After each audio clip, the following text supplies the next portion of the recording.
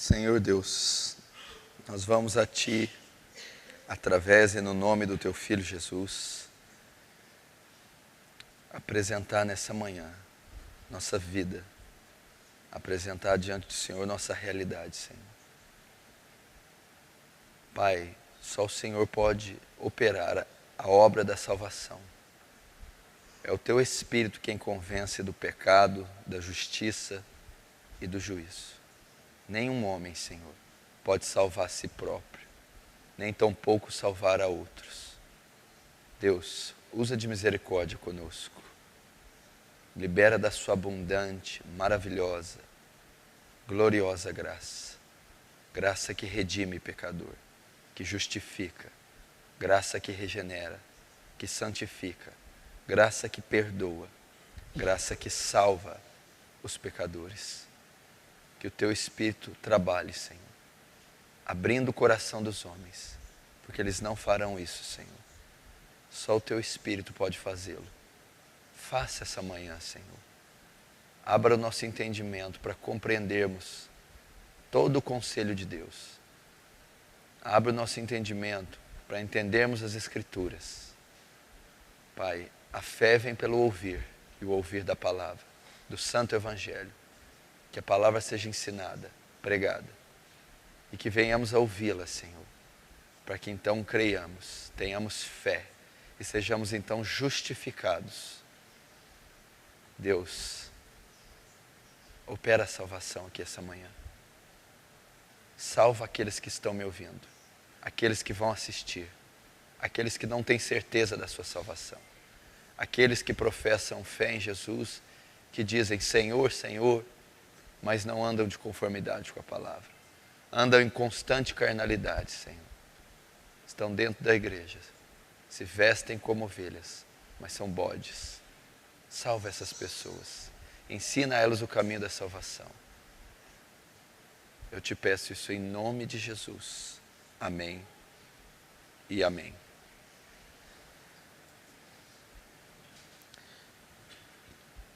Primeira carta do apóstolo João, capítulo 5, verso 13. Estas coisas vos escrevi, a fim de saberdes que tendes a vida eterna, a vós outros que credes em o nome do Filho de Deus. Amém. Até aí. Bom, João menciona aqui no capítulo 5, no verso 16, um dos grandes propósitos da carta ter sido escrita. Isso é uma epístola, chamada Epístola Geral, escrita pelo apóstolo João a alguns cristãos. E o conteúdo da carta, e um dos grandes propósitos da carta, está relatado no capítulo 5 e verso 13. Estas coisas vos escrevi. Que coisas? A carta, o capítulo 1, o 2, o 3, o 4 e o 5. Então a carta, estas coisas vos escrevi. Para quê? Qual foi o propósito da carta? A fim de saberdes que tendes a vida eterna. Para vocês saberem se tem ou não vida eterna. Então a probabilidade da maioria que está aqui e que vai me assistir e tem interesse nesse tema e nessa mensagem, de não ser salvo, é muito grande. Então a probabilidade da maioria que está aqui me assistindo estar condenada, não estar salva, estar debaixo da ira de Deus é muito grande. Por quê? Porque os que estão aqui são os que não se batizaram porque algo tem impedido, talvez um pecado, talvez uma prática de vida, ou aqueles que se batizaram, mas não têm certeza por viver uma conduta contrária à da Escritura. Então, olha que perigo se encontra na sua vida. Olha que situação você se encontra. Uma situação de condenação, uma situação de juízo, uma situação de não salvo. Então, eu gostaria que você abrisse o seu coração e tivesse consciência do seu estado e consciência do que nós vamos tratar. Vamos tratar da sua eternidade. Não vamos tratar da posição social, profissional, acadêmica, do seu casamento, da sua autoestima, da sua problema emocional, não. Vamos tratar da sua eternidade. Então eu gostaria que você ouvisse com temor e tremor. O que vai ser feito aqui não depende da sua qualidade de vida e nem vai, talvez, afetá-la.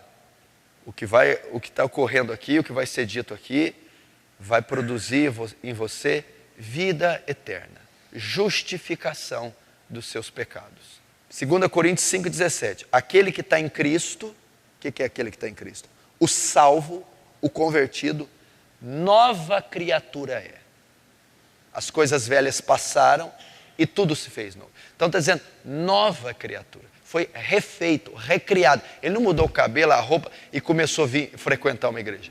Recriado, nova. As coisas velhas passaram. Que coisas velhas? O pecado, a mentira, a devassidão, a bebida, o cigarro, a droga, a injustiça, a maldade. Passou, morreu. E eis que tudo se fez novo. Então foi feita uma nova criatura. Agora o que a gente vê? Um monte de pessoas dentro das igrejas que dizem Senhor, Senhor, que professam fé, que são batizadas, mas que não são novas criaturas. Não foram refeitas, não foram recriadas. Têm os mesmos costumes, hábitos, pensamentos e coração do mundo. Então elas não são salvas. Então é assim que um pecador é salvo. E como eu tenho certeza que eu fui regenerado, que eu nasci de novo? Que a Bíblia fala, né? João 3, Nicodemos diz, Rabi, sei que é mestre em Israel, porque ninguém pode fazer os sinais, Nicodemos, necessário é nascer de novo. O novo nascimento, a obra da regeneração. Se alguém não nascer de novo, não pode entrar no reino dos céus. Então todos os artifícios que venhamos a usar, ou todos os métodos religiosos, não nos trarão vida eterna. Só entra no céu quem nasceu de novo. O velho homem com seus feitos foi crucificado. O pedófilo, o adúltero, o assassino, o mentiroso, o orgulhoso, o soberbo, o adúltero, o bêbado, o drogado, o mentiroso, o perverso, o ruim, foi morto com Cristo, sepultado, morto. E um novo homem nasce à imagem de Cristo. Então, isso é nascer de novo. Ele foi transformado por aquele poder. Então, novas afeições, novos sentimentos, novos desejos. O processamento mental dessa pessoa muda. Os sentimentos mudam, a conduta muda, o cerne muda. Então é assim, sem nascer de novo, uma pessoa não pode entrar no reino dos céus. E onde é mais evidenciado o novo nascimento? Como que eu sei que eu nasci de novo? Fui regenerado. Como que eu sei que eu sou uma nova criatura? Como que eu sei que esse poder de Romanos 1,17 me acometeu, me penetrou em mim e eu que era assim, me tornei novamente um homem justo? Como eu sei? Essa é uma das grandes evidências. Tem várias, mas vou te dar a grande para você avaliar você. A maior evidência que o poder me penetrou em mim, que eu sou uma nova criatura, é quando a minha vontade foi ou está alterada. É na vontade que você avalia se você é salvo ou não. Eu vou falar e você já faz a avaliação. A vontade é que muda. Tá, como assim? Muitas pessoas vêm para Cristo, elas deixam de fumar, elas deixam de beber, elas deixam de prostituir, elas deixam de fazer uma série de coisas. Contudo, isso não é suficiente para saber se você é salvo ou não. Porque no budismo as pessoas deixam de fazer também. No kardecismo francês deixa. No catolicismo romano também deixa. No islamismo, o padrão de santidade externa é muito maior que o cristianismo. Por exemplo, uma mulher muçulmana em casa não pode ser vista por um amigo. Por exemplo, se um amigo estiver lá frequentando a casa, ela não pode ser vista. Ela tem que ficar escondida até sair aquela visita. Então não é deixar de fazer. O que é então? Muitas pessoas param de fazer algumas coisas. A maioria nem para, continua fazendo. Mas elas continuam gostando de fazer, apesar de não fazer. Então a vontade não foi alterada. Eu gosto, eu tenho vontade de fazer. Ah, mas eu não posso fazer porque é pecado. Quando alguém é acometido pelo poder, nasce de novo, ela não só para de fazer, ela para de gostar de fazer. E ela deixa de gostar do pecado. Ela deixa de gostar da injustiça. E a vontade também altera no outro lado. E ela passa a gostar daquilo que ela não gostava. Santidade, justiça, verdade. Eu não gostava de falar a verdade. Eu não gostava de ler a Bíblia. Eu não gosto de ir no culto. Eu não gosto de orar. Eu não gosto de usar uma roupa mais comprida. Eu não gosto de ser justo. Quando ela nasce de novo, ela passa a gostar. Agora eu gosto. Eu tenho prazer de ler as Escrituras. Tenho prazer de ir no culto. Tenho prazer de me vestir com pudor. Tenho prazer de abandonar o pecado. Tenho prazer de obedecer à fé. Então a vontade. Agora eu gosto de fazer o que Deus me pede. E agora eu não gosto de fazer o que Deus odeia. Agora o que a gente tem na igreja? Um monte de pessoas que estão deixando de fazer o que amam e estão fazendo o que odeiam. Eles deixaram de fazer o que ainda amam e estão fazendo o que odeiam. Não nasceu de novo. Nascer de novo é eu deixei de fazer o que eu odeio agora e estou fazendo o que eu amo. Então, se você parou de fazer, mas ainda gosta de fazer, é uma grande evidência que você não nasceu de novo. Se você está fazendo as coisas de Deus, mas não tem prazer, não gosta das coisas de Deus, da justiça de Deus, você não nasceu de novo. Essa é uma das grandes evidências. A vontade é alterada. Entendeu? Agora nós vamos... quando a vontade é alterada, ela vai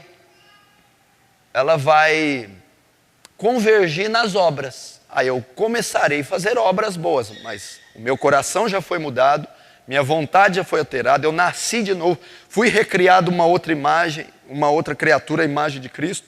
Isso vai ser evidenciado? Mateus 7. Colhem-se uvas ou figos dos espinheiros? Pode uma árvore má dar bons frutos e a árvore boa dar maus frutos? Portanto, pelos seus frutos conhecereis. Então a árvore se tornou boa, nasceu de novo. Logo o fruto vai ser bom. Então, outra evidência é o quê? Você diz que é uma árvore boa, crente, batizado, salvo. Mas dá maus frutos, então você não é árvore boa. Então você não é salvo. Se você é árvore boa, salvo, convertido. Você dá fruto bom, justiça, santidade, bondade. Agora, se você diz, sou árvore boa, crente, salvo, mas dou fruto mau, mentira, pecado, bebedeira, safadeza, maldade, mundo, vaidade, então você não é salvo. Portanto, pelos seus frutos conhecereis. Então não é a sua profissão de fé que evidencia que você é crente. Você que é carismático, você que me assistindo é pentecostal, se ora em língua, profetiza, rodopia, essa coisa toda. Se você fez uma confissão, se você atende a confissão batista de Westminster, se você é calvinista, arminiano, eleito, predestinado, não importa. Se o seu fruto é mau, você não é salvo. Nem todo aquele que diz Senhor, Senhor, entrará no reino do céu. Senhor, Senhor é a confissão de fé, é a profissão de fé. É aquele que enfatiza repetidamente, sou cristão, mas não faz a vontade de Deus, não dá fruto. Ok? Então eu não conheço você, a evidência que você é salvo não é a igreja que você frequenta, os seus dons ou sua confissão. A evidência que você é cristão ou não, salvo ou não, é o fruto que você dá. Aí 2 Coríntios 13:5, examine-se, pois, o homem para ver se está na fé. Agora, faz um autoexame, teste a si mesmo, se você permanece na fé. Quais são os frutos que você tem dado? Como é que é a sua conduta, a sua vida cristã? À luz da Escritura. Você vai saber se você é salvo ou não. Testa. Há uma maneira de fazer um teste. Pega o espelho da palavra e coloca e avalia a sua vida. Pelo fruto, conhecerei a árvore. Profissão, batismo, isso não interessa. Isso é inútil. Se você é um nascido de novo, tem que dar fruto de nascido de novo. João Batista, aos fariseus, produzi, pois, frutos que mostrem arrependimento. Então olha para o teu fruto. É uva ou é espinho? Uma videira só pode dar uva, mas a videira está dando espinho. Que fruto que é? Quem você é da porta para fora? Quem você é na escola? Quem você é na sala de aula? Quem você é no banheiro sozinho? Quem você é com a mãe ímpia, com o pai ímpio? Quem é você na repartição que você trabalha? Que tipo de fruto que você dá? Não é aqui que você professa teu cristianismo. Aqui não tem importância. É quando você é pressionado. É quando você é tentado. É quando você é coagido pelo ímpio, pelo mundo, pelo pecado, por Satanás. É ali que você produz o fruto. É quando está na roda dos escarnecedores você sai. É quando você não se vende por dinheiro ou falsificação de um documento. É ali. É quando você está às ocultas e não mente, não fala palavrões. Agora, se fora daqui você falsifica documento, mente quanto a impostos, entra na internet regularmente para consumir pornografia, não tem uma postura cristã como marido, como esposa, é um mentiroso, ama o mundo e as coisas que há no mundo. Então você diz que é árvore boa, crente, mas dá fruto mau, espinho, você não é salvo, de hipótese alguma. Amém? Agora nós vamos estudar um pedaço da carta. Se eu passar um pouquinho do tempo, por favor, não fique nervoso. É muito importante o que estamos tratando. E o que vai tratar a carta? Eu vou ler alguns tópicos que vão evidenciar, que vão mostrar a conduta de um salvo ou de um não salvo. Então cada tópico vai mostrar a característica de alguém que é salvo. E se você não tiver essa característica, você não é salvo. Se você tiver, você é salvo. A carta foi escrita para consolar, porque o gnosticismo estava atacando muito aquelas igrejas. E eles estavam tendo dúvida da sua salvação. Então João vai escrever, olha, essas coisas eu escrevi para vocês saberem que vocês são salvos, que vocês têm vida eterna. Então a carta foi escrita para sabermos se temos vida eterna ou não, se somos salvos ou não, se somos convertidos ou não. Vamos ver então. Abra em 1 João capítulo 1, na mesma epístola no capítulo 1.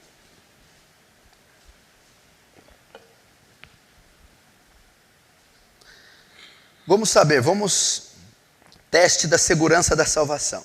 1 João capítulo 1, verso 5. Vamos ler.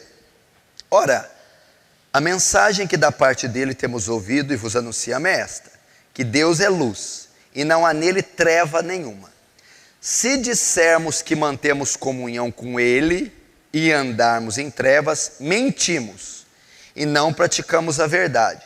Se, porém, andarmos na luz como ele está na luz, mantemos comunhão uns com os outros, e o sangue de Jesus, seu Filho, nos purifica de todo pecado. Vamos ver o 6 mais uma vez. Se dissermos que temos comunhão com ele, se dissermos que somos salvos e andarmos em trevas, mentimos e não praticamos a verdade. Se dissermos que mantemos comunhão, que somos salvos e andarmos em trevas, mentimos, não somos salvos. Até aí. Presta atenção. Primeiro teste. A Bíblia diz primeiro que Deus é luz e nele não há treva alguma. O que significa? Esse termo luz, ele compreende duas coisas, mas eu quero tratar uma. Que Deus é luz, Deus é puro, fala da santidade de Deus, da pureza de Deus, da justiça de Deus. A luz manifesta isso, expressa isso. Transparência, santidade, pureza. Deus é luz e não há treva alguma nele. Se dissermos que temos comunhão com ele e andarmos em trevas, ou seja, um Deus de luz só pode ter comunhão com pessoas que andam na luz. Pessoas que andam em trevas não podem ter comunhão com Deus. E a pessoa que não tem comunhão com Deus, ela não é salva. Então a primeira evidência é assim. Se dissermos que temos comunhão com Ele, com Deus luz, um Deus puro, justo, santo, e andarmos em trevas, mentimos. Se dissermos que somos salvos, e andarmos em trevas, não somos salvos. Então, luz e trevas. Luz, santidade, justiça, pureza. Trevas, andar numa vida de pecado. Ausência de santidade é uma evidência. Vamos lá. Se você diz que é salvo, diz que é convertido, luz, mas anda em trevas, no pecado, você não é convertido. Então, se Deus é luz, e luz significa ser santo, a evidência que eu sou salvo é que eu ando em santidade. Se eu disser que tenho comunhão com Ele, se eu disser que sou salvo, sou convertido, e não andar em santidade, eu não sou salvo. Primeira evidência de um convertido, de um nascido de novo, de um salvo.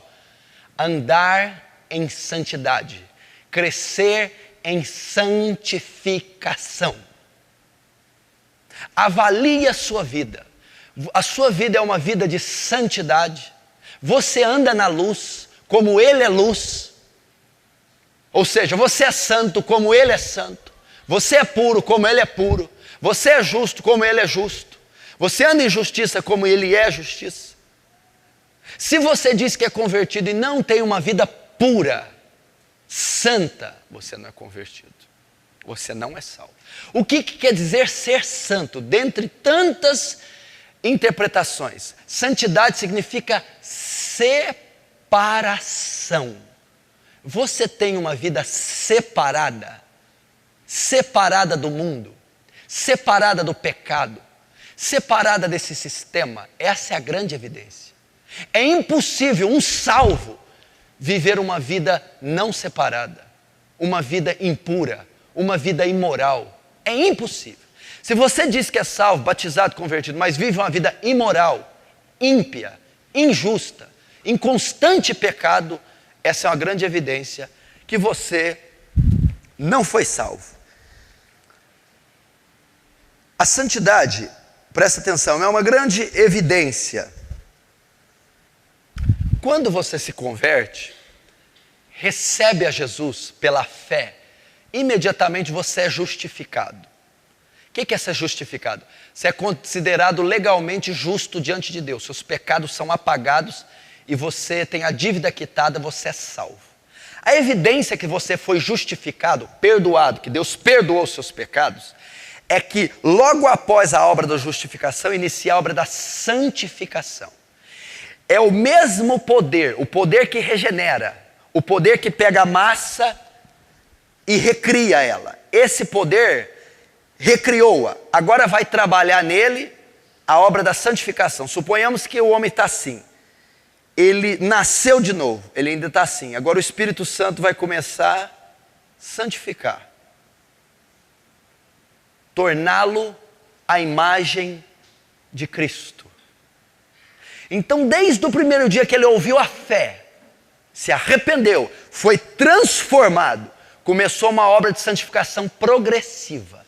Cada dia, mês, semana, ano, ele está crescendo a estatura de Cristo, sendo conformado à imagem de Cristo, se purificando, se separando, se santificando.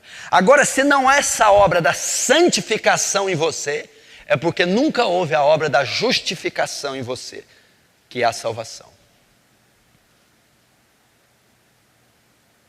É o Espírito Santo que opera. É uma evidência que o Espírito Santo não está atuando em você. E se o Espírito Santo não está atuando, é porque você não possui o Espírito. E a Bíblia diz na própria carta de João, quem não possui o Espírito de Deus, esse não é de Deus. Esse não é salvo. Santidade é a marca de um salvo. Separação do mundo. O que todo ímpio gosta, você não gosta. O que todos os ímpios fazem, você não faz. O lugar que os ímpios frequentam, você não frequenta. As coisas que o ímpio fala, você não fala. A vestimenta que o ímpio usa, você não usa. Separação. Isso é uma evidência. Agora, se o seu jeito de falar é semelhante do ímpio, de vestir semelhante do ímpio, os lugares que você frequenta são os mesmos do ímpio, a programação que você assiste na TV é a mesma do ímpio, não há evidência alguma de santificação ou santidade na sua vida. Então, não há evidência alguma de salvação ou conversão na sua vida. Santidade. Você vive uma vida casta, mulher. Uma vida casta, púdica, santa. É uma evidência que você é salva. Não, vive na imoralidade? Gosta da sensualidade? Tem pensamentos viciosos? É uma evidência que talvez você não seja salva. Você tem prazer em programas imorais? Você se assenta na roda dos escarnecedores? Você ri de coisas que Deus odeia? Você não é salvo.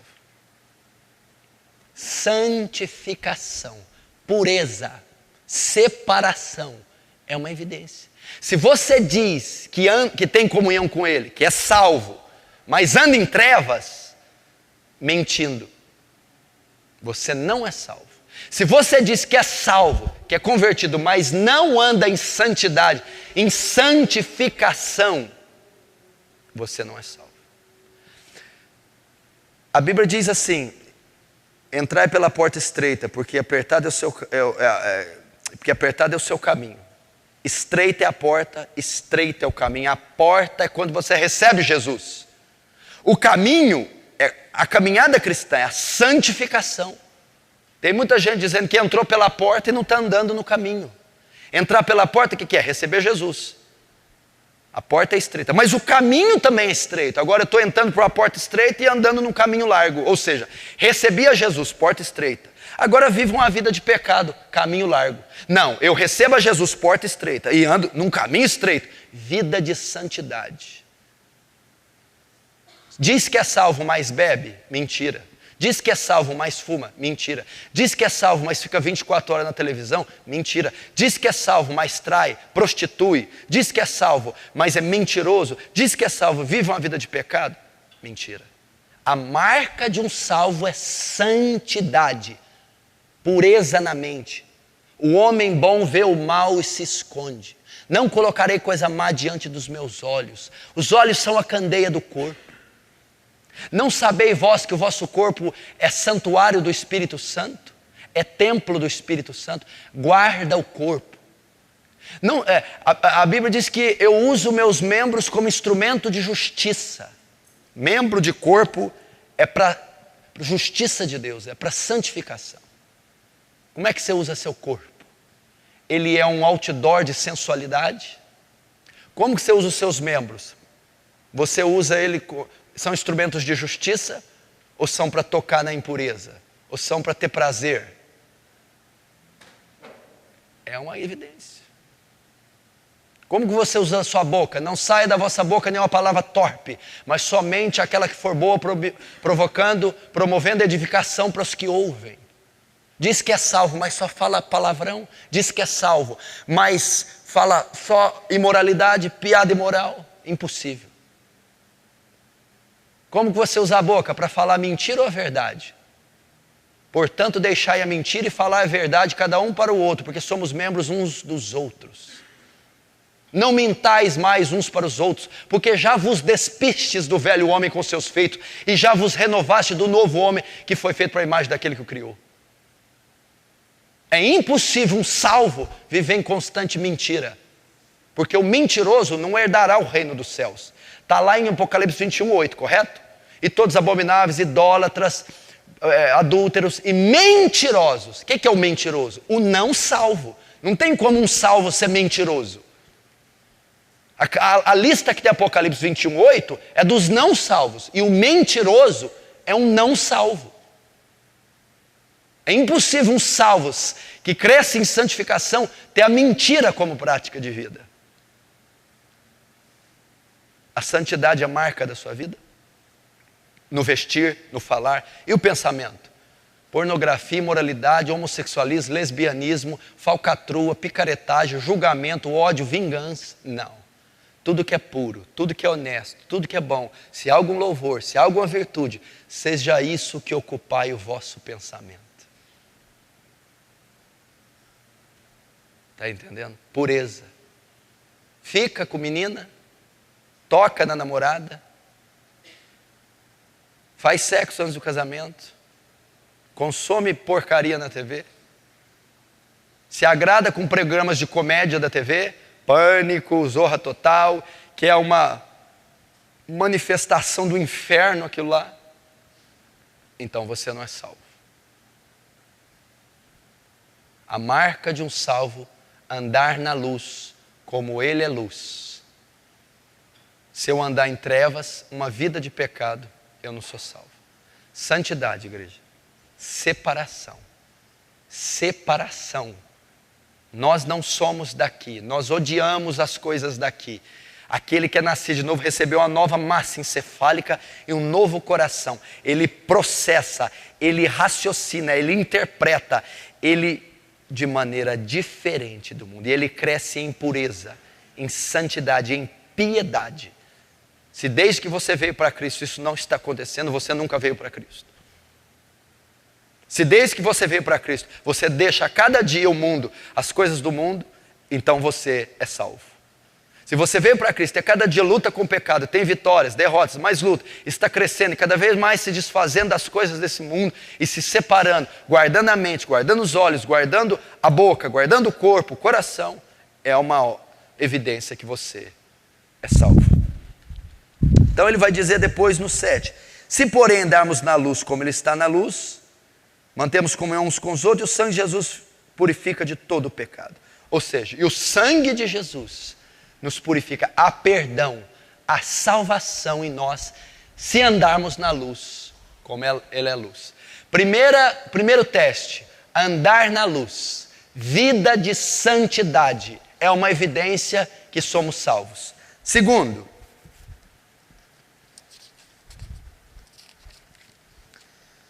no verso 7, se porém andarmos na luz como está na luz, mantemos comunhão uns com os outros. Até aqui. Segunda evidência, se você é salvo ou não.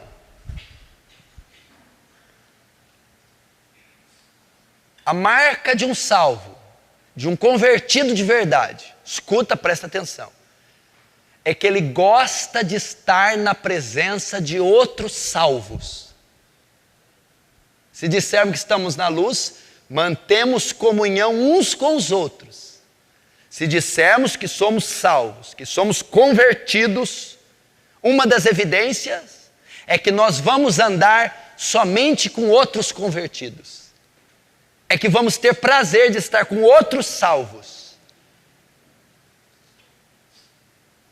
Você diz que é salvo, mas seus melhores amigos são ímpios. Você não é salvo. Você diz que é salvo, mas tem Facebook e no seu Facebook só tem mensagens, fotos de ímpios. Você não é salvo. Uma evidência do salvo é que ele gosta de ficar na presença de outros salvos. A evidência de um convertido é que ele gosta de andar, tem comunhão, intimidade, amizade, somente com outros convertidos. Porque está dizendo ali, temos comunhão com os outros. O que significa a palavra comunhão? Koinonia. Ter algo em comum e companheirismo. Então eu sou companheiro daqueles que eu tenho algo em comum. O que eu tenho em comum com meu irmão? A mesma fé. O mesmo Cristo. Agora por que o bode não anda com outros salvos? Porque o bode não tem algo em comum com o salvo. O salvo gosta de Cristo, o bode não gosta de Cristo. Então ele não tem comunhão com o salvo, porque ele não tem algo em comum com o salvo. Agora salvo com salvo tem algo em comum. O quê? Eu professo a mesma fé que meu irmão. Eu amo o mesmo Deus que meu irmão. Eu penso as mesmas coisas. Ele está trabalhando para crescer em santidade, eu também. Ele ama a fé, eu também. Ele fala das coisas do céu, do Espírito, eu também. Então temos comunhão. É agradável estar na presença dele. Agora o irmão que está dentro da igreja e não gosta de andar com santos, não gosta de andar com pessoas espirituais, não gosta de estar na presença de pessoas puras, mas gosta de estar na presença de ímpios, de pessoas carnais, ele não é salvo. Agora, o cara é crente, batizado, diz que é salvo. O melhor amigo dele é ímpio. As festinhas que ele está são ímpias. Os números do celular dele, a agenda do celular, a maioria de ímpio. O ímpio dorme na casa dele. Ele dorme na casa do ímpio. Tem intimidade com o ímpio. É uma evidência que ele não é salvo. Não é salvo. Bem-aventurado o homem, o cristão, que não anda no conselho dos ímpios, nem se detém no caminho de pecadores, e nem se assenta na roda dos escarnecedores. O cristão não anda no conselho de ímpio, não se detém no caminho de pecador, e nem se assenta na roda dos escarnecedores. O salvo não consegue. Presta atenção, não é questão de te obrigar, não é para andar com essa pessoa, não é para ter comunhão. Não, não, não. O salvo, ele não tem desejo de ficar com alguém que é ímpio. É ele que não quer. Como é que ele vai andar com a pessoa que fala palavrão, xinga, cobiça a mulher, tem conversas imorais, é estúpido e desonesto? O santo, o convertido, o justo, ele não consegue ter comunhão com esse tipo de pessoa. Não é obrigar. Você pode sair o que você quiser, meu filho. O problema é seu. Não vou te obrigar a fazer nada, não. Quem te disse que o salvo você tem que obrigar ele a ser santo? Jamais. Quem te disse que o salvo, o convertido, você tem que obrigar ele a não andar com uma amizade? Ele só vai andar com uma amizade para pregar para eles. O salvo não tem prazer. Como é que luz dorme com treva? Agora, se luz está dormindo com treva, é porque não é luz, é trevas dormindo com trevas. Essa é uma grande evidência. Agora, se você gosta de andar na presença dos santos, você gosta de ter comunhão com obreiros, pastores, gosta de ter comunhão com pessoas espirituais, puras, bíblicas, é uma evidência que você é salvo, que você nasceu de novo, que você ama Jesus. Vamos dar uma olhada para você ver, marca aí 1 João que nós vamos voltar. Abre comigo em 2 Coríntios 6, verso 14. Olha lá, aqui vai falar a diferença de um salvo e de um não salvo, e a incompatibilidade que tem. 2 Coríntios 6, 14. Não vos ponhais em julgo desigual com os infiéis. Julgo desigual é não tenhais aliança, comunhão com ímpios. Porque que sociedade pode haver entre a justiça e a iniquidade, ou injustiça? Ou que comunhão da luz com trevas? Paulo está dizendo, é impossível trevas e luz andar junto. Que harmonia entre Cristo e o maligno? Que união do crente com o incrédulo? Não pode. Que ligação há entre o santuário de Deus e os ídolos? Porque somos santuário do Deus vivente. Como ele próprio disse, habitarei e andarei entre eles. Serei o seu Deus e eles serão o meu povo. Por isso, olha lá para a igreja, retirai-vos do meio deles. Separai-vos, diz o Senhor, e não toqueis em coisas impuras, ou em nada imundo, e eu vos receberei, e serei vosso pai, e vós sereis para mim filhos e filhas, diz o Senhor Todo-Poderoso. Outra vez, separação. Saí do meio deles. Saí e não toquei nada imundo. Ele diz que comunhão há entre luz e trevas.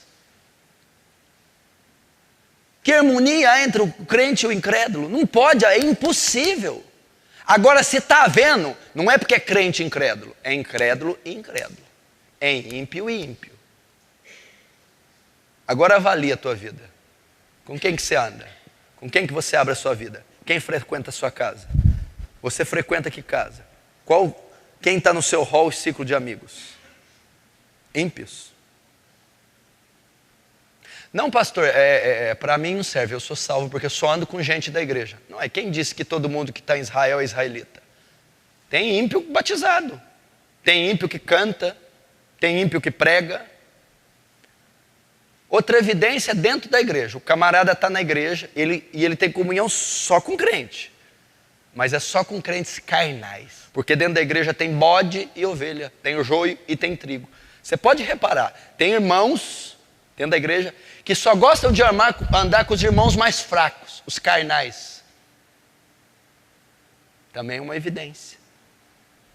Eles não gostam de conversa espiritual. Isso aqui está muito chato, falando de Bíblia, de pregação, de orar. Não. Aí ele vai para o outro, está falando de futebol, de videogame, a última piada não sei da onde, o programinha que ele viu no CQC. Está na roda dos escarnecedores dentro da igreja. Eu percebo aqui dentro da igreja, eu sei quem anda com cada um, quais rodinhas cada um anda. Eu sei que tem gente que corre do espiritual, né? Esse papo espiritual, nossa Deus, coisa chata. Como é que alguém acha Deus chato? Pode ser salvo. Como é que um crente acha assunto da Bíblia pode achar chato? Isso não é crente, velho. Essa coisa de Bíblia é chata.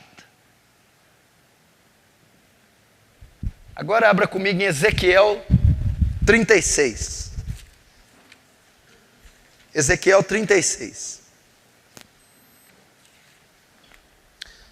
Olha só, Ezequiel 36, verso 24. Tomar-vos-ei de entre as nações, e vos congregarei de todos os países, e vos trarei para a vossa terra. Isso aqui é uma profecia, uma promessa do Velho Testamento com relação à nova aliança, com relação à igreja. Vos tirarei das nações, está falando da conversão, da igreja. Quando eu sou convertido, salvo, vos tirarei do meio dos pagãos, dos ímpios, e vos congregarei nessa terra. Fala de separação, tomar-vos-ei de entre as nações, e vos congregarei de todos os países, vos trarei para essa terra. Olha Deus tirando o povo do pecado, do paganismo, do mundo, e separando o povo e colocando em outra terra. Então aqui em Ezequiel já estava profetizado qual era a postura da igreja. Separação. De quem? Das outras nações. Ímpios. Então uma evidência do crente salvo, lá em Ezequiel já mostrava separação. Israelita só andava com israelita, só casava com israelita, só se associava com israelita e não com os pagãos. A mesma coisa, um crente só se associa com outros crentes, só tem intimidade com outros crentes, aliança com outros crentes, ele é separado. Volta para 1 João agora.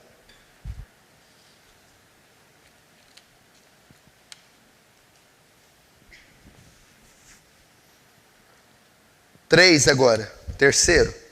1 João capítulo 1 ainda. 1 João 1, verso 8.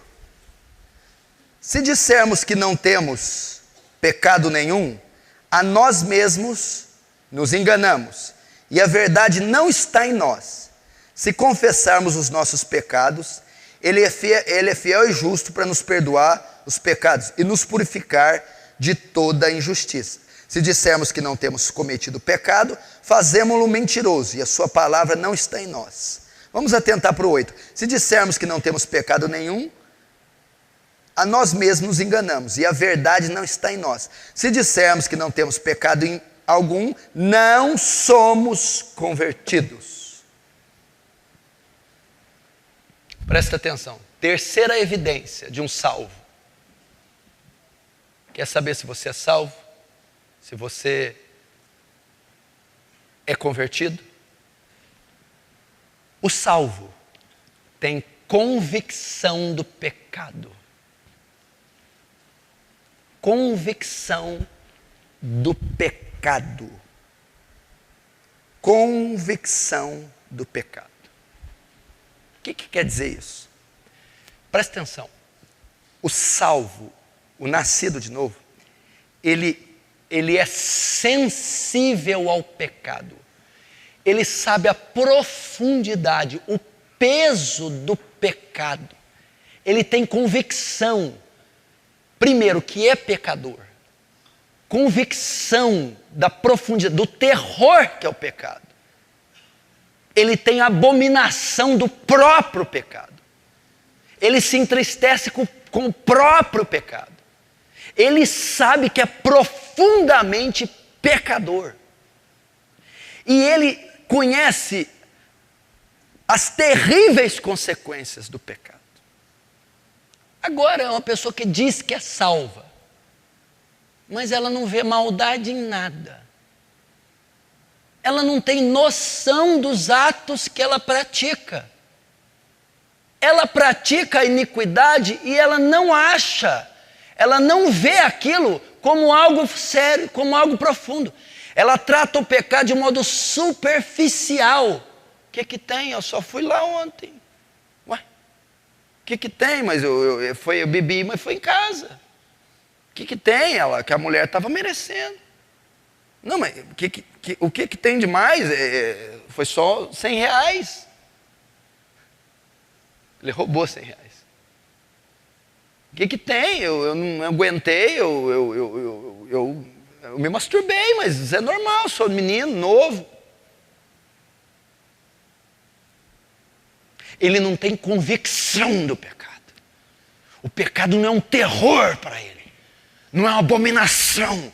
Ele não é sensível ao pecado. Ele não sabe a profundidade que é o pecado.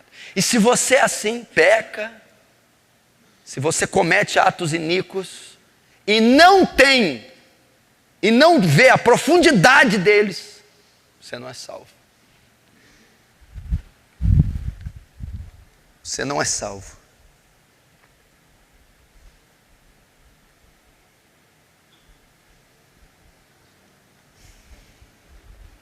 Ele também não se acha pecador.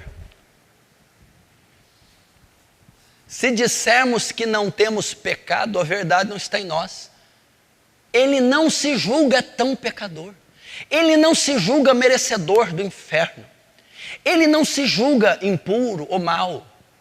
Não se julga. Ele não tem convicção da própria natureza, da própria pecaminosidade. Aí é uma grande prova que ele não é salvo. Por quê? Porque ele não tem o Espírito de Deus, outra vez. E quem não tem o Espírito de Deus não é de Deus. Aí como você sabe que alguém que não vê o pecado assim não tem o Espírito de Deus? Porque João 14, 15, 16 diz: quando o Espírito vier, convencerá o homem do pecado, da justiça e do juízo. Se eu não estou convencido do meu pecado, o Espírito não veio até mim. E o Espírito não vir até mim é uma evidência que eu não sou salvo. Porque quando o Espírito trabalha em mim, eu vejo a pecaminosidade dos meus atos.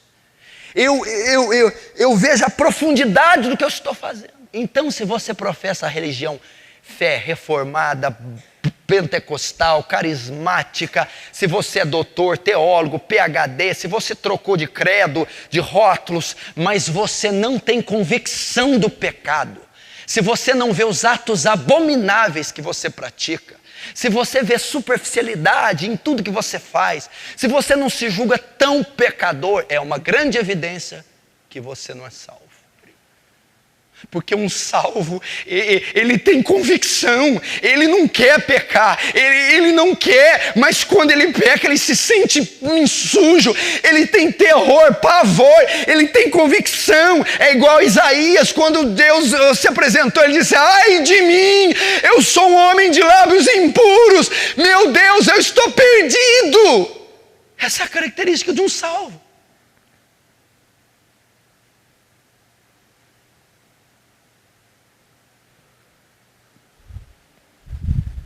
Agora,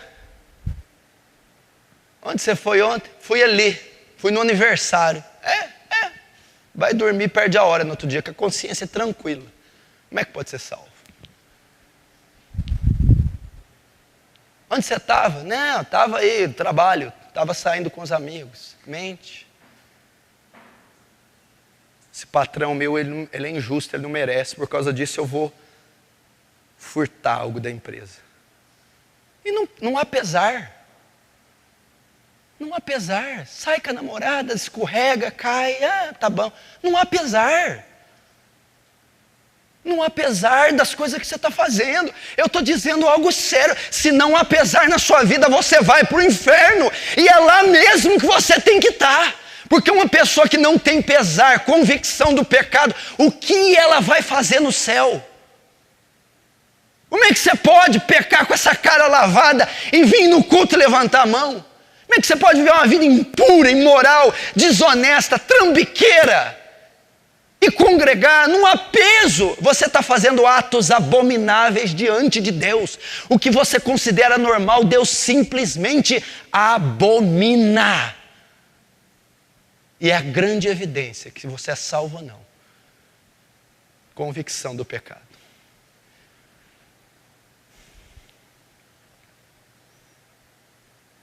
Não tem quebrantamento. O que Davi fez? Você não fez um terço de Davi. Mentiu, adulterou, assassinou, pecou. Mas a Bíblia diz que quando Natan repreendeu, Davi cai prostrado, me perdoa, eu pequei. E no Salmo 51 ele vai mostrar a postura dele. Em pecado me formou minha mãe, Deus no ventre da minha mãe. Ele diz, tu não se agrada de sacrifício, se não te daria sacrifício para o Senhor. São um coração contrito e quebrantado. Davi ficou pesado pelo pecado. E a Bíblia diz que 7 dias ficou sem comer. Ele ficou tão consternado, compungido pelo pecado, ele sentiu nas vísceras o poder, a força do pecado, a ponto de jejuar, de escrever um salmo brilhante que é o 51, evidência que Davi, mesmo cometendo aqueles erros, era salvo. Agora, se fosse nós, que jejum que eu quero as iguarias, eu sou o rei Davi, bobagem, todo mundo morre, mata esse cara. Sou o rei, eu tenho quantas mulheres eu quiser.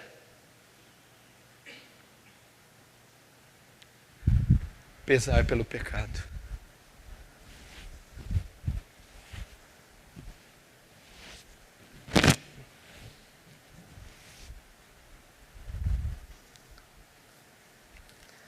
Pesar pelo pecado. Quarto. Capítulo 2 agora. Quarta evidência.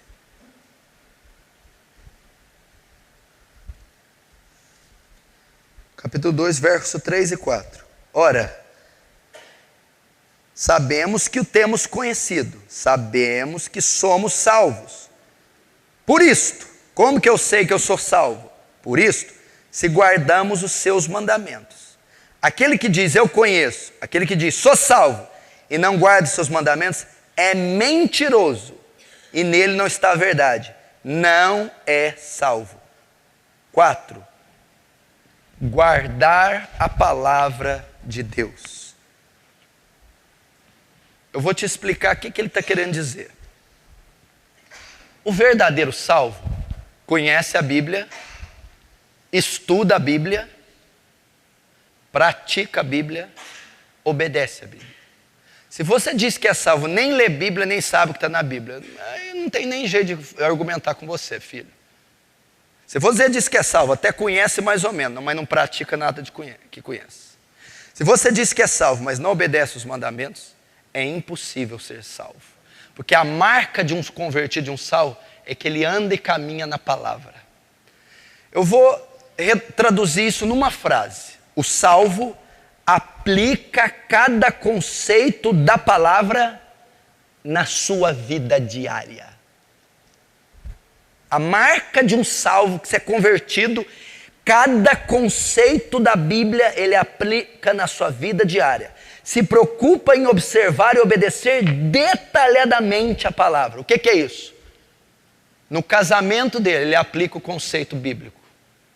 Lá no trabalho, ele aplica conceito bíblico.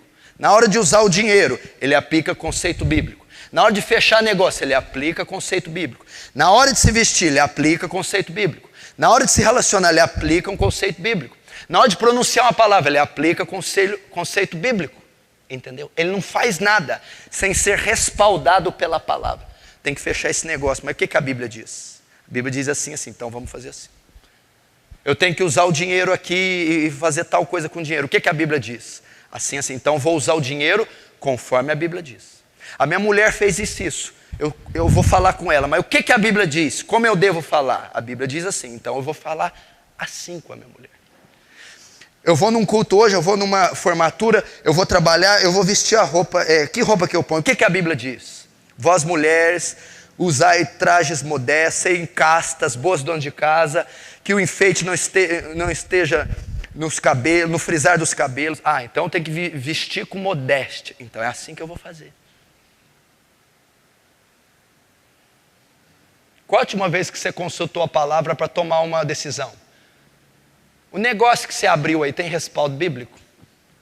O jeito que você lida com o dinheiro é bíblico? O jeito que você está vestido para vir aqui hoje é bíblico? A Bíblia manda, tem um princípio para vestir, principalmente a mulher. Provérbios 7:10 diz que a mulher sensual se veste como prostituta. Provérbios 7:10, pode olhar aí.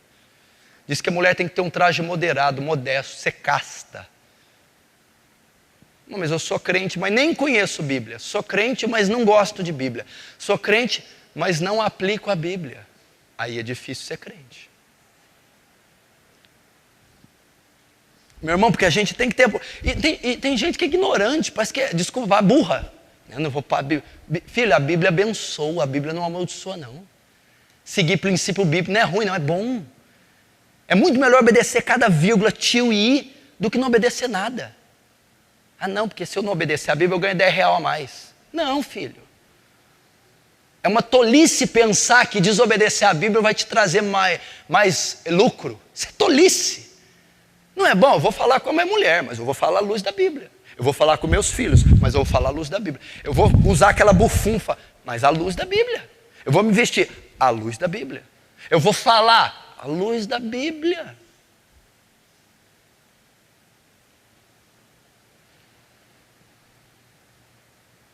Olha lá que clareza que está a carta. Ora, sabemos que o temos conhecido, por isso, sabemos que somos salvos, se guardamos seus mandamentos. Aquele diz, eu conheço e não guarda seus mandamentos, é mentiroso, mentiroso. A Bíblia diz que o filho tem que honrar e obedecer o pai, porque isso é justo, porque é o primeiro mandamento com promessa, para que te vá bem e prolongue os dias sobre a terra. Você honra o pai, a mãe, obedece. Porque isso é justo, é ordem, é mandamento. Não. Meu Deus, a coisa mais boa do mundo é tudo que você for fazer, um passo, um movimento. Vai para a Bíblia. O que a Bíblia diz? Consulta a Bíblia. Eu não sei muito tal. Consulta um pastor, alguém.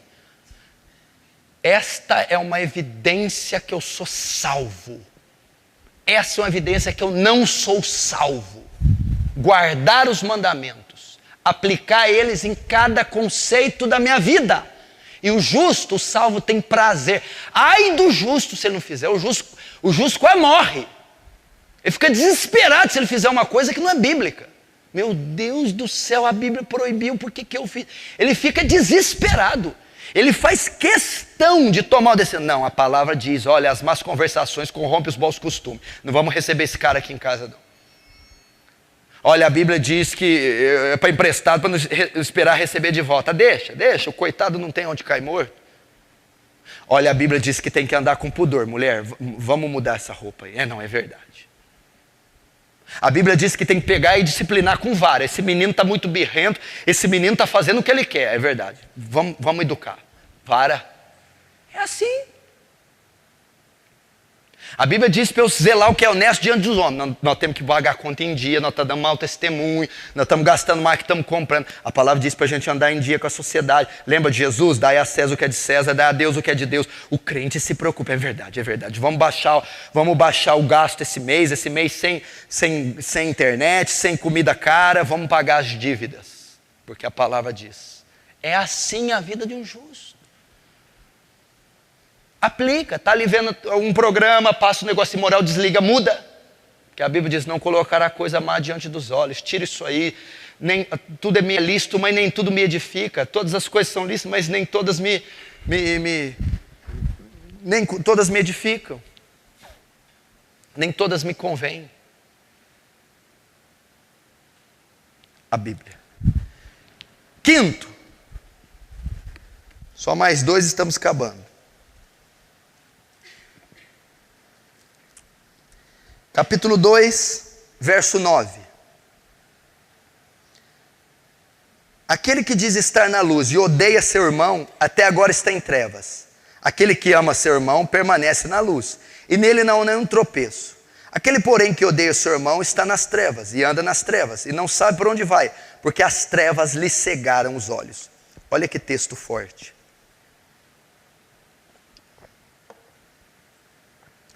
Quinto teste.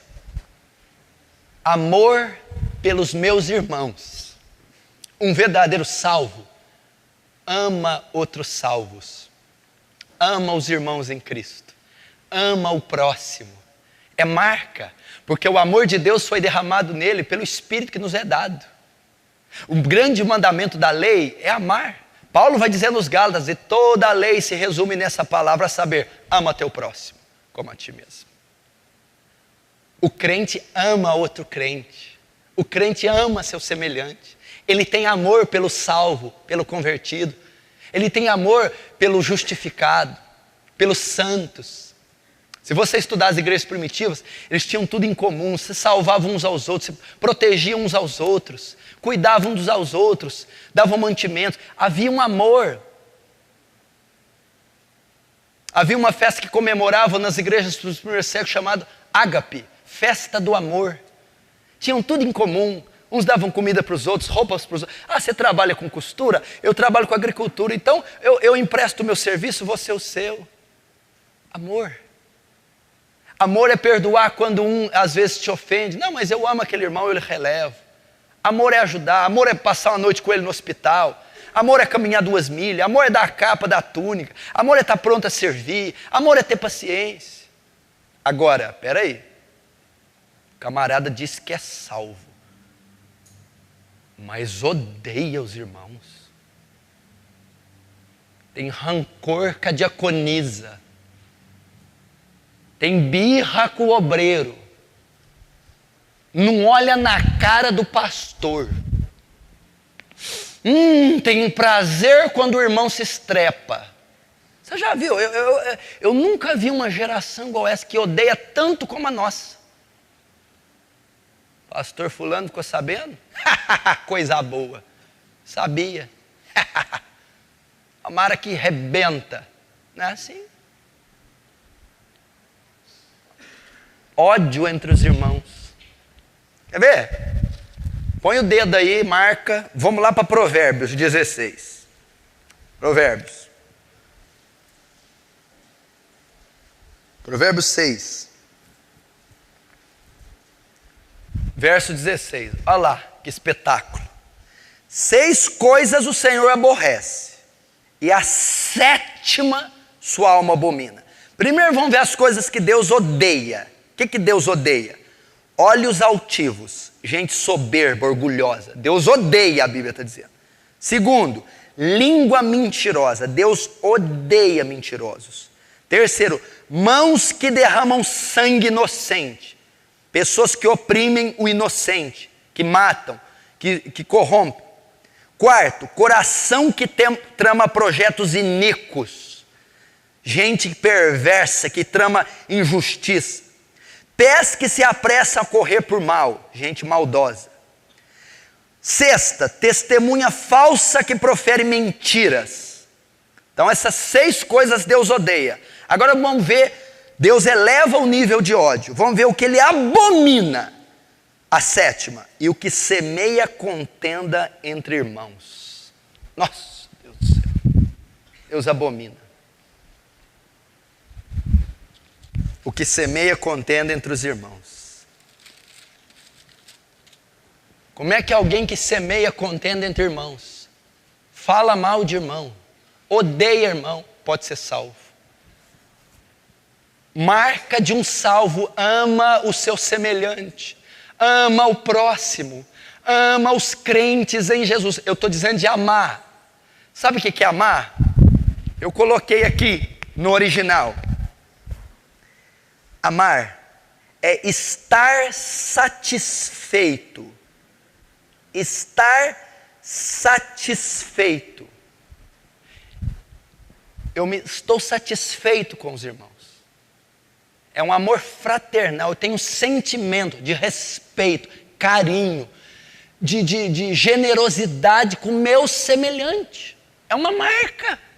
Agora a marca desse povo é uma guerra de crente contra crente, é uma guerra de ministério, parece comércio, é uma guerra de pastor, é um ódio, um desejo de ver as tripas do outro para fora. Como é que vai ser salvo isso? É irmão que não conversa com outro irmão, é irmão que não perdoa o irmão. Se vós não perdoar vossos inimigos vossas ofensas, vosso Pai não perdoará as vossas. Se você está aqui e odeia e tem problema e não ama outros irmãos em Cristo ou seus semelhantes, é uma grande probabilidade de você não ser salvo, porque a marca, olha que Jesus disse em João 15, nisto conhecereis que sois meus discípulos. No que, Jesus?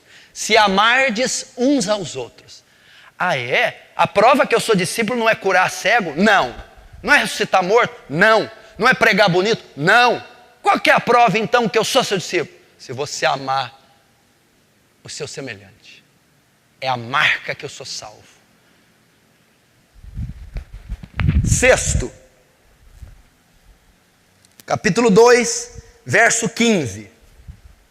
Não ameis o mundo, nem as coisas que há no mundo. Se alguém amar o mundo, o amor do Pai não está nele. Porque tudo que há no mundo, a concupiscência da carne, a concupiscência dos olhos e a soberba da vida, não procede do Pai, mas procede do mundo. Ora, o mundo passa bem como a sua concupiscência, mas aquele, porém, que faz a vontade de Deus, permanece para sempre. Essa aqui é uma das outras grandes marcas do salvo e do não salvo. O salvo odeia o mundo. O que é o mundo aqui? É a cultura, é o sistema dirigido pelo diabo, é a sociedade. E o salvo, presta atenção, o justo, o convertido, ele odeia o sistema, a cultura, as obras malignas do mundo. É marca, não ameis o mundo, nem o que há no mundo. Se alguém ama o mundo, não é salvo. Se você tem prazer nas coisas do mundo, você não é salvo. Se você acolhe o mundo, se você recebe com alegria, sabe? Eu tenho prazer de ver uma luta de vale tudo, eu adoro aquilo, aquela coisa inútil, aquela carnificina. Eu tenho prazer. Mundo. Eu só uso grife, eu gosto de andar na moda, estilo, vaidade, mundo. Eu gosto de cheirar, eu gosto de exalar mundo. Sabe? A última moda, a grife, eu gosto de estar por dentro das revistas caras contigo, eu gosto de saber da vida dos atores, fofocas ali, os famosos, eu me adoro entreter com aquilo. Mundo não é salvo. Não é salvo. Se você consome futebol de uma maneira idólatra, eu não perco um jogo, eu brigo com a esposa por causa de um jogo, eu faço de culto por causa de um jogo, eu gosto de jogo, eu idolatro, eu até oro para o time ganhar. Por isso que o time só vai perder. Mundo. Mundo. Mundo. Se alguém ama, se alguém acolhe, se alguém recebe com alegria, se alguém tem prazer nas coisas do mundo, o amor do Pai não está nele, ele não é salvo. Sabe, as pessoas, é mundana, ela adora Las Vegas, Hollywood, ela adora mundo, moeda, papel, marco alemão, franco suíço, dólar americano, mundo, é um trem de doido, mundo. Tudo que é mundano, é mundo. Não é salva. E está cheio disso dentro da igreja. Cheio de gente. Jesus, elas querem usar as coisas espirituais, as que estão na igreja. Elas querem usar o céu, querem usar Deus, as coisas espirituais, para promover as naturais delas. Então vou dizer que tipo de crente você é. Olha para mim. Se esperarmos em Cristo só nessa vida, somos os mais miseráveis de todos os homens. É o que a Bíblia diz. cara usa Deus, usa o céu para a terra. O cara quer que Deus patrocine o mundanismo dele. Pastor, então não pode viver no mundo? Eu não estou falando que não pode viver no mundo, não pode amar o mundo. Você pode ter carro, casa, pode ter tudo, mas eu não amo essa porcaria. Eu não tenho apego, eu não tenho fissura nisso. Está aí. Não há problema nenhum você estar no mundo. Nenhum, você usar tudo que tem no mundo. O problema é você amar o mundo. O problema é você não respirar sem o mundo. Esse é o problema. Então a pessoa ama o mundo, cheira como o mundo, veste como o mundo, fala como o mundo, vive como o mundo, gosta de tudo que o mundo tem. Como é que ela é salva? Um salvo odeia as coisas do mundo. Ele odeia ver quando a Xuxa profere aquelas palavras. Ele odeia a declaração da Daniela Mercury na revista Veja. Ele odeia aquelas lutas, aquela coisa toda mundana. Ele odeia a idolatria. Ele odeia a luxúria. Ele odeia o prazer. Ele odeia a aparência do mundo.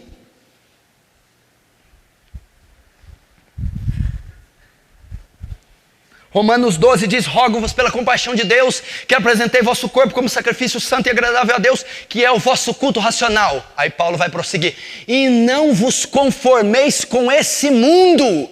Não conforma com esse sistema, não abraça, não acolhe esse mundo perverso, mas transformai-vos pela renovação da vossa mente, para que possais experimentar qual seja a boa, agradável e perfeita vontade de Deus. Não se conforma com esse sistema. Eu vou te dizer, uma das grandes máquinas de nos conformar com o mundo é a televisão. Você quer mundo, está dentro da TV. A TV, tudo que é mundo está nela. E ela conforma as pessoas que assistem ao mundo. Ela introduz você. O jeito que o mundo pensa está na TV. O jeito que o mundo veste está na TV. O jeito que o mundo se casa está na TV. O jeito que o mundo educa os filhos está na TV. O jeito que o mundo fala está na TV. O jeito que o mundo pensa está na TV. Então, quando você está diante da TV, ela está te conformando ao mundo. E Jesus está dizendo que quem ama o mundo, se conforma ao mundo, não é salvo.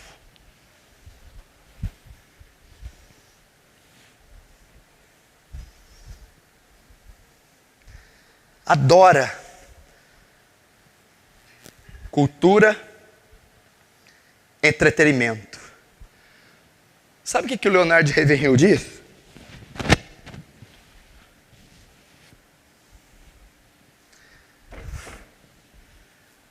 Que o entretenimento é o substituto diabólico para alegria. Entretenimento! Ó coisa do inferno! E crente fica consumindo isso. Consumindo essa política, essa filosofia mundana. Hollywood é do inferno. Aqueles filmes, essas produções, tudo que tem na indústria cinematográfica, televisiva, toda a indústria do entretenimento é diabólica. Aquilo está consumindo você. Tira o lugar do devocional, da leitura bíblica, da oração, da comunhão com a esposa, da comunhão com os filhos. Atrofia fisicamente, mentalmente, psicologicamente. O entretenimento é de Satanás. E se você é consumido por isso, idolatra, é dependente, é viciado, mundo, provavelmente você não é salvo.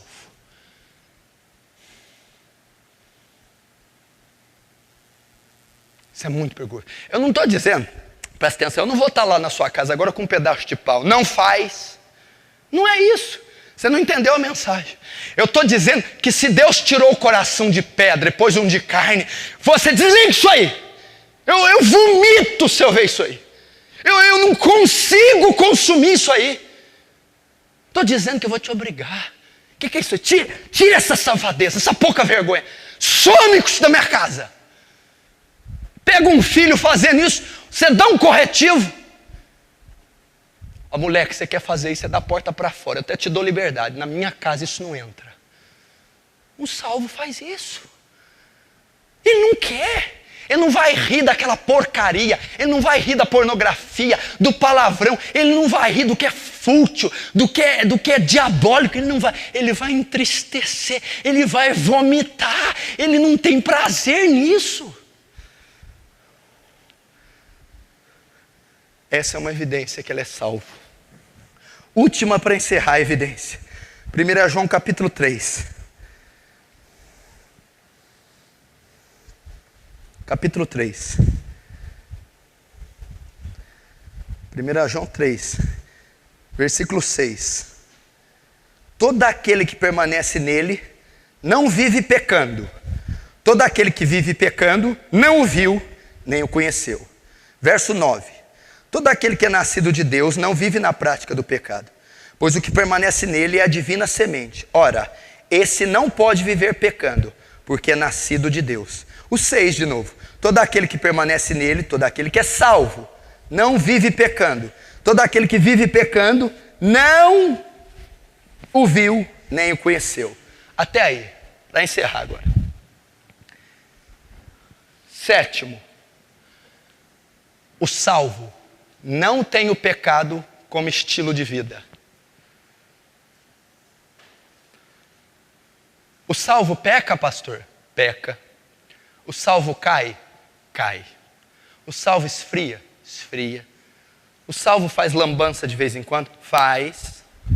O salvo peca? Peca. O salvo vive uma vida de pecado? Absolutamente não.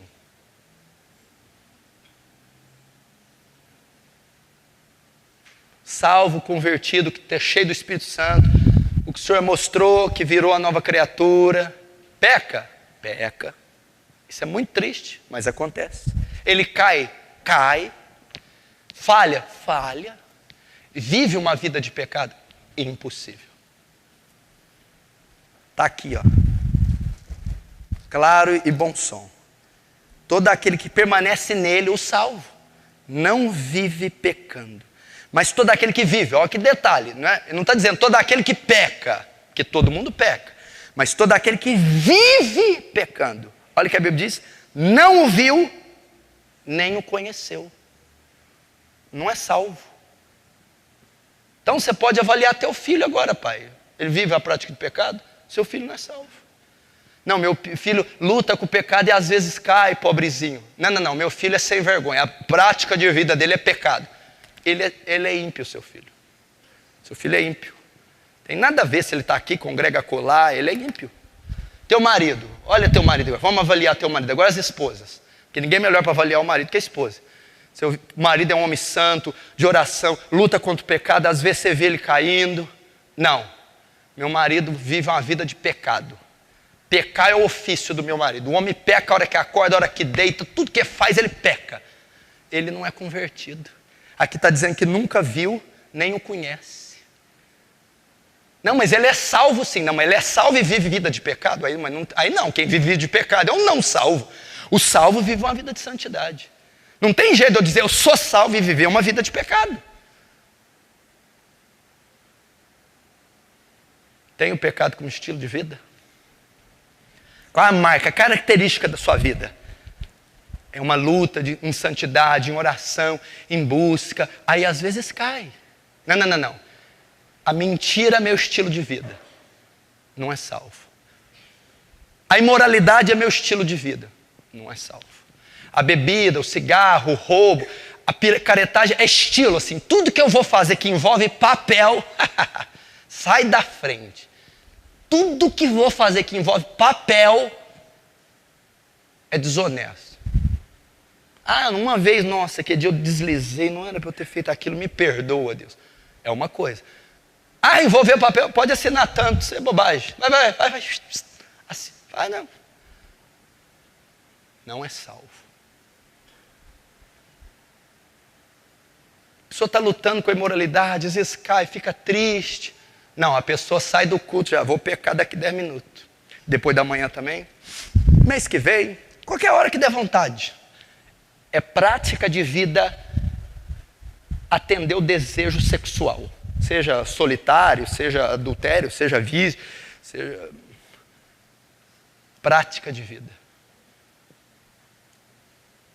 Você que furta lá na empresa, os cruzeirinhos, vai mais de ano, né? Prática de vida.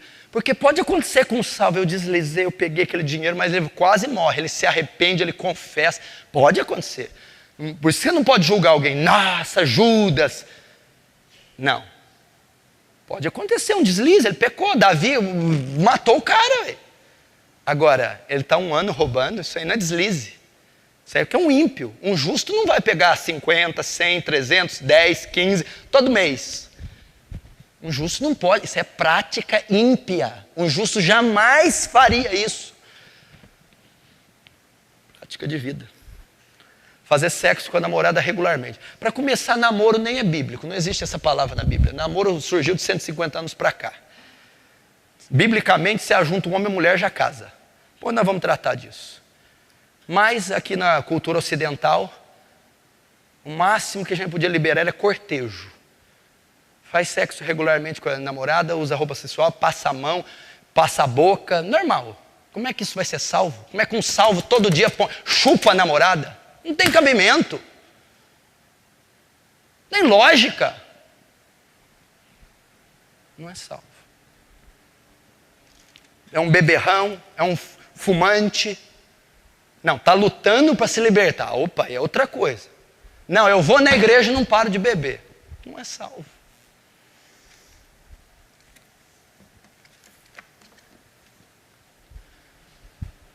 O verdadeiro salvo. Agora, se você peco, luto contra o pecado, luto, caio às vezes, caio, mas não tem uma vida, um estilo de vida no pecado, você é salvo.